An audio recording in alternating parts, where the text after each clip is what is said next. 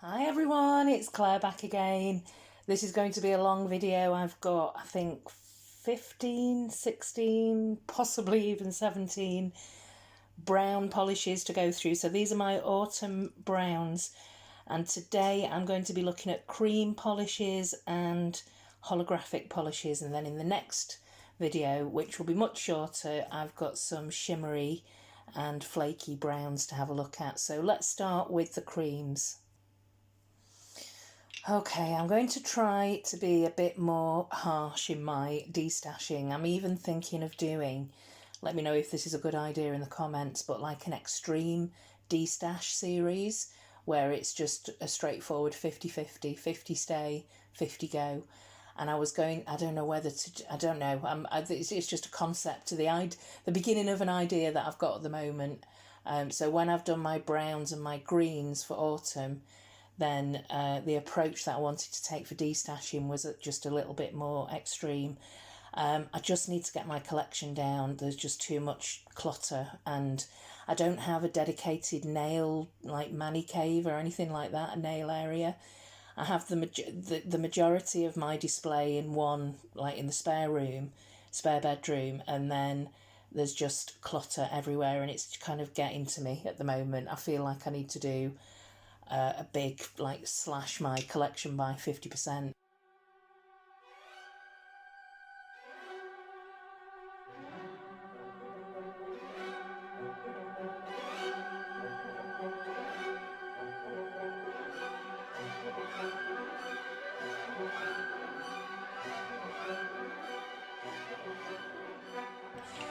So if you'd be interested in seeing that, or if you've got any ideas of how I can do that, whether it's by brand or just one shelf at a time, 50% stay, 50% go, just let me know. Anyway, back to the brown. So these are the creams. I've got some that are quite similar here, and then these are very different. That looks really orange in the camera, but it's not. It's a kind of toffee brown. But anyway, let's start on this end here. So this one is Meant to Be from Essence, and I think with these polishes now it's just going to be about the quality of the formula, and Essence are great for formulas. Budget brand, but really great formulas. So that's Essence Meant to Be. I do wear brown, usually just in the autumn though, and it is a good staple neutral that you can wear all year round. This one here is You Don't Know Jacques, and I think the reason I've kept hold of this one is because I know it's such a popular polish, but actually the formula is not as good as the Essence, although the shade is a little bit darker. And this one here is Wet Cement from Wet n Wild. And I think this is one of the polishes that I got shipped over from the Vitamin Grocer haul that I did a couple of years ago, I think it was now. And again, that's not such a great formula. Out of the three, the Essence has got the best formula, but they are slightly different in shade from each other. And then there's this one here, which is a Taupe the Space Needle, and this has got a good amount of green in it to give it an ugly pretty feel. It's an OPI, and the formula is okay. It is an unusual shade. It just looks like dirty green mud. Which of course I love. I love those types of shades. So that's a Taupe the Space Needle, and this is the one that looks really orange, but if I put it next to something that is quite a bright orange, then you can see it's more of a kind of ginger brown. And this one's called Hakuna Matata. So quite a bit of red to this,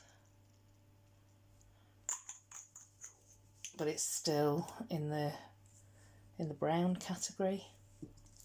And this one here was sent to me by Amanda. This is Exception from Chanel. And this is another brown that's got a fair amount of red. This swatch wheel already is just eating everything up and mattifying it. This is a great formula, and yeah, there's it's a kind of purple brown. So that's Chanel Exception.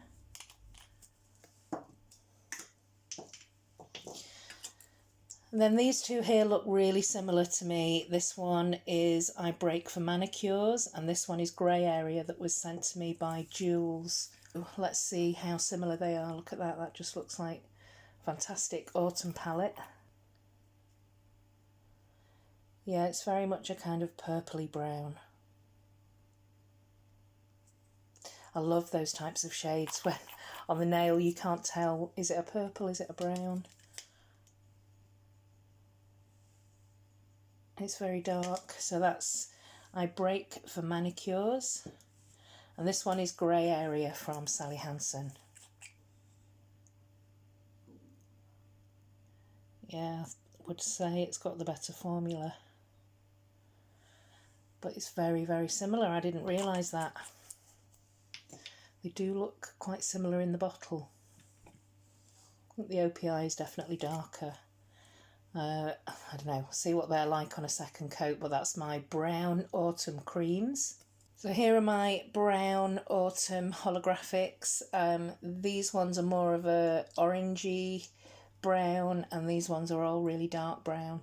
That's probably the darkest one actually. I'll put that at the other end. So let's start with these four.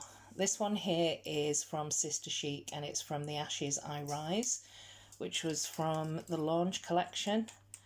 I think Debbie does really quite good holographics. These have got some flakes in them, but it doesn't give it too much of a texture. So that's from the Ashes I Rise. And this one is quite similar in shade. This is Holographic Moon from Barry M, one of the molten metals. I love this polish. It's got a slightly pinkier feel, more of a nude feel. Do like a nude holographic. So that's Holographic Moon. And this is Holographic Sunburst, again from Barry M, Molten Metals. But it's just got a little bit more orange to it.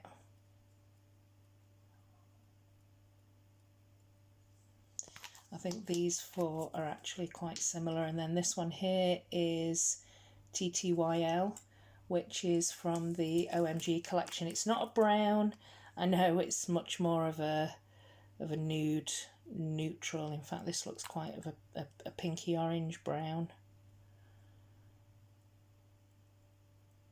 But it's very similar to the Molten Metal, just a different type of holographic. And then we've got these darker brown shades here. So I've got actually 4 brown holographic Art as Nails, but they are all quite different from each other. This first one here is Galantis, and this one is from the Oh So Shifty collection. So you can see there's a little bit of purple.